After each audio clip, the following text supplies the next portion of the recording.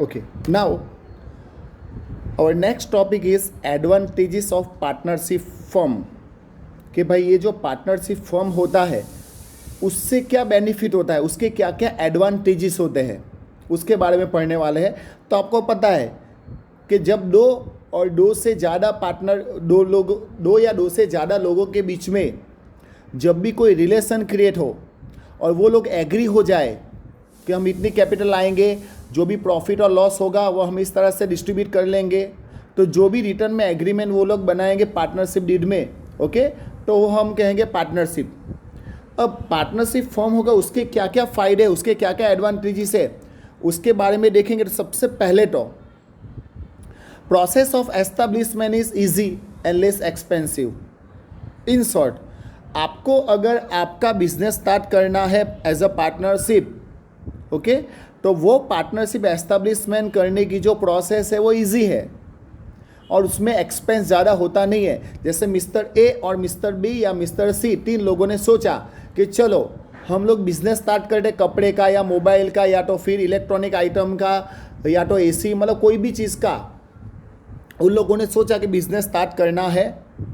तो वो normal agreement बना देंगे, लॉयर के थ्रू एग्रीमेंट बना के अपना बिजनेस रजिस्ट्रेशन करवा लेंगे, ताकि फ्यूचर में कोई कुछ भी मगजमारी हो तो वो लोग हैंडल कर सके, ओके। और ख़र्चा ज़्यादा नहीं होगा, मतलब 1000-2000 जैसा जो भी एग्रीमेंट होगा या जो भी लॉयर लेगा वो पैसा रजिस्ट्रेशन का, और कुछ भी नहीं है। सो पार्टनरशिप एस्टेब्लिश करने की जो प्रोसेस है वो इजी है और कम खर्चा होता है। सो वो हमारा फ़ायदा है, ओके। एफिशिएंट मैनेजमेंट, हम क्यों पार्टनर बनाएंगे या तो क्यों पार्टनरशिप मतलब पार्टनरशिप में बिजनेस स्टार्ट करेंगे। तो सबसे बड़ा पॉइंट है ये एफिशिएंट मैनेजमेंट, कि मैनेजमेंट अच्छे से होगा। एक अकेला इंसान जो सोल प्रोप्राइटरशिप बिजनेस हैंडल कर रहा है, तो उस बेचारे की लिमिटेशन है। वो कोई मशीन तो है नहीं कि सुबह 8 बजे से लेकर रात को 8 बजे तक कंटिन्यू भाग दौड़ करता रहे बिजनेस में। कोई बेचारा मशीन तो है नहीं, तो थक जाएगा, अच्छे से मैनेज नहीं कर पाएगा। तो अगर अच्छे से मैनेज करना है, मुझे बिज़नेस को ग्रोथ करना है, बिज़नेस का एक्सपांस करना है, कोई नई ब्रांच स्टार्ट करनी है या कुछ भी, तो अच्छे से मैनेज करने के लिए मैं किसी और पार्टनर को ऐड करूंगा मैं मेरे बिज़नेस में, या तो जब भी पैसे की ज़रूरत पड़ी अच्छे से मैनेज करने के लिए मैं किसी अदर पर्सन को मेरे बिज़नेस में ऐड करूंगा, तो उससे मैनेज क्या होगा, अच्छे से होगा। अब एक दुकान है और कस्टमर सपोज करो बहुत सारे हैं, कस्टमर अगर बहुत सारे हैं तो एक पर्सन सारे कस्टमर को हैंडल नहीं कर पाएगा। कस्टमर भी बेचारा कब तक वेट करेगा, वो दूसरी दुकान पकड़ लेगा। तो अगर आपको सारे कस्टमर को भी हैंडल करना है, कस्टमर सेटिस्फैक्शन भी चाहिए और बिजनेस ज़्यादा चले, इसके लिए अच्छे से मैनेज करने के लिए आप क्या करोगे, किसी अदर पर्सन को भी पार्टनर बना लोगे, ओके, ताकि मैनेजमेंट कैसा हो, अच्छे से हो सकता है मैं अकेला मैनेज कर रहा हूँ, मैनेजमेंट कर रहा हूँ, मेरे कुछ डिसीजन राइट भी हो सकते हैं, कुछ डिसीजन गलत भी हो सकते हैं, उससे बिजनेस को लॉस भी हो सकता है। लेकिन अगर पार्टनर बना लिया मैंने किसी को, तो जो भी डिसीजन होगा वो हम लोग मिल बांट के लेंगे। अगर मिल बांट के डिसीजन लेंगे तो डिसीजन अच्छे से अच्छा होगा और मैनेज भी अच्छे से हो जाएगा। आगे बात करते हुए increase in goodwill of the firm. अब गुडविल क्या होती है मैंने आपको आगे बताया। Goodwill is a intangible asset. Goodwill is a intangible asset, यानी वो है रेपुटेशन ऑफ द बिजनेस, कि बिजनेस का मार्केट में कितना रेपुटेशन है। जैसे कोई बिजनेस है, मार्केट में उसकी इज्जत है, उसका रेपुटेशन है, तो उसकी गुडविल ज़्यादा है।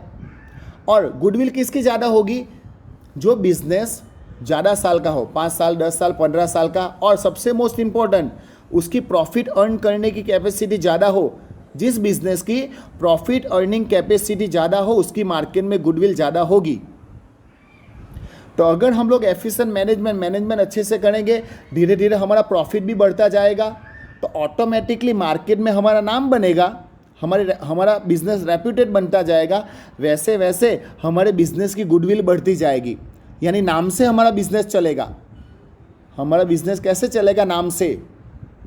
यानी अगर कस्टमर सेटिस्फैक्शन होगा, हमारा बिजनेस जैसे जैसे आगे बढ़ता जाएगा, जैसे जैसे कस्टमर बढ़ते जाएंगे, वैसे वैसे हमारा बिजनेस का नाम, फिर तो नाम से बिजनेस चलता है।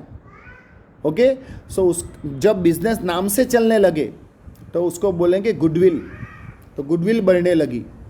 ओके, गुडविल भी कब बढ़ेगी? जब हम अच्छे से बिजनेस को मैनेज करेंगे तब, जब बिजनेस में ज़्यादा अच्छे से प्रॉफिट कमाएंगे तब, प्रॉफिट अर्निंग कैपेसिटी ज़्यादा होगी तब, इसलिए हम पार्टनर को ऐड करते हैं। नेक्स्ट, अब more capital can be brought compare with the proprietorship.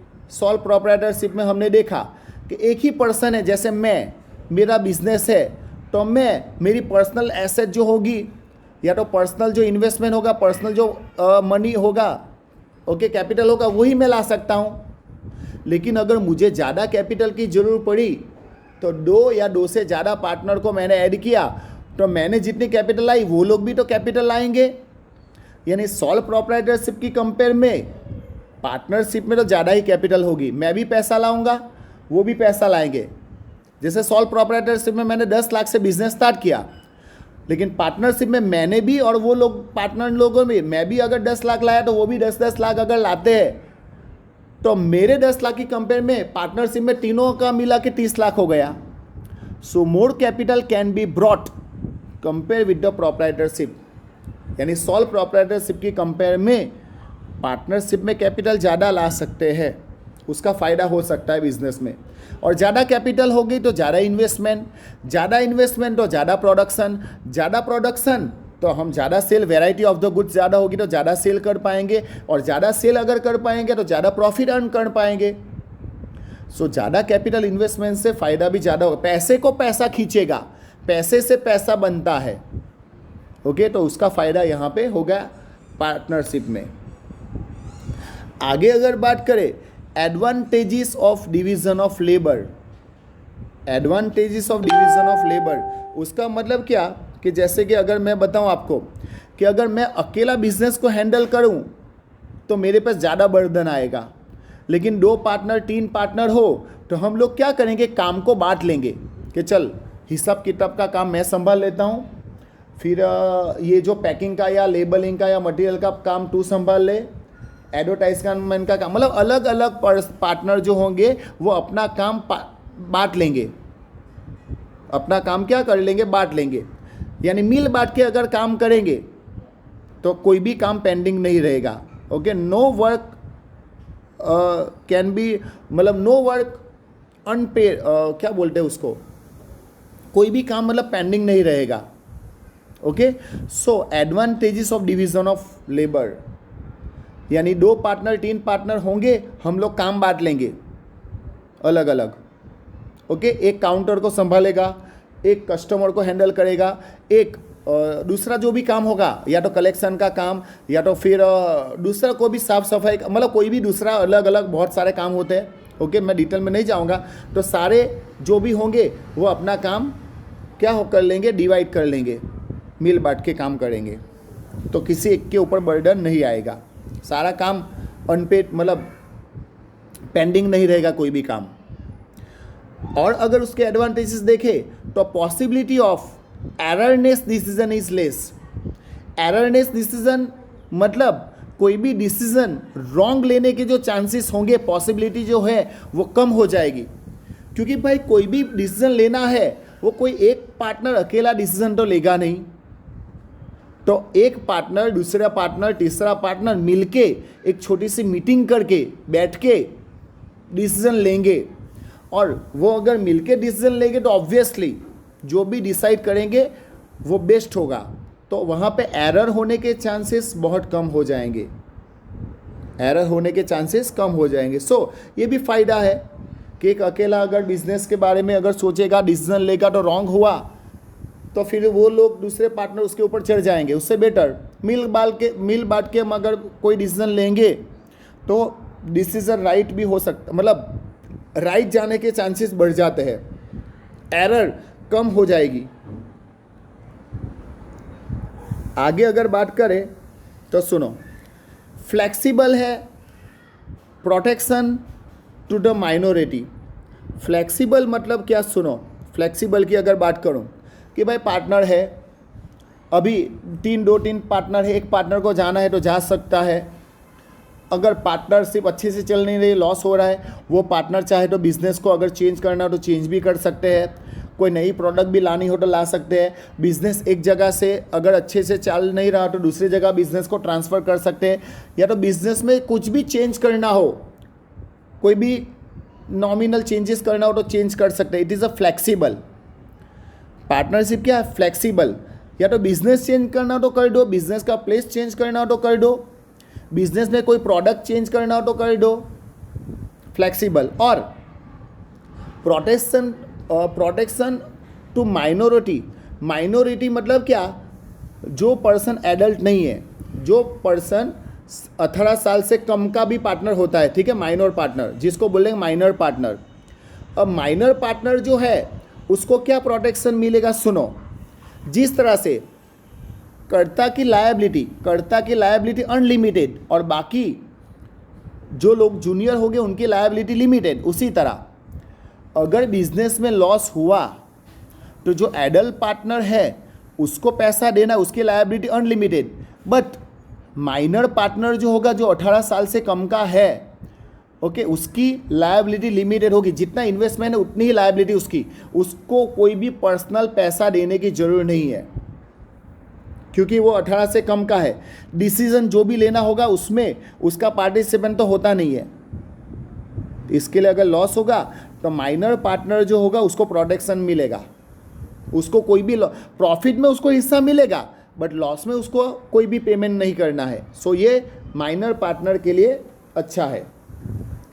अब माइनर कब होगा? सुनो, जैसे आप बोलोगे कि सर माइनर पार्टनर कैसे ऐड करेंगे वो लोग, तो उसकी अगर बात करो, सपोज करो ए, बी और सी 3 पार्टनर है, उसमें से कोई भी एक पार्टनर, सपोज करो पार्टनर बी मर गया या उसको कुछ भी हो गया, मेंटली अनसाउंड हो गया, बराबर, चलो मर गया। अभी उसका हिस्सा किसको मिलना चाहिए? उसके बीवी बच्चे को। तो हो सकता है उनको पार्टनरशिप ब्रेक नहीं करनी है, तो भाई पार्टनर जो मर गया, पार्टनर बी, उसका जो बच्चा होगा, उसका जो भी वारिस होगा वो पार्टनर कहलाएगा। अब उसमें पार्टनरशिप डीड में लिखा होगा, बराबर, लेकिन वो 18 साल से कम का है, तो हो गया ना माइनर पार्टनर, हो गया माइनर पार्टनर। तो प्रॉफिट में उसको हिस्सा मिलेगा, लेकिन लॉस को वो पे नहीं करना है, उसको प्रोटेक्शन मिलेगा। लेकिन जब 18 साल से ऊपर का हो जाएगा, एडल्ट हो जाएगा, तब अगर लॉस होगा तो उसको पे करना पड़ेगा। लेकिन जब तक 18 का नहीं है तब तक ना कोई डिसीजन में वो पार्टिसिपेट कर पाएगा, बिजनेस चलता जाएगा। वो लोग जो एग्जिस्टेंट पार्टनर है वो बिजनेस को चलाएंगे, लॉस होगा तो माइनर पार्टनर को कुछ नहीं देना है। सो ये अच्छी बात है।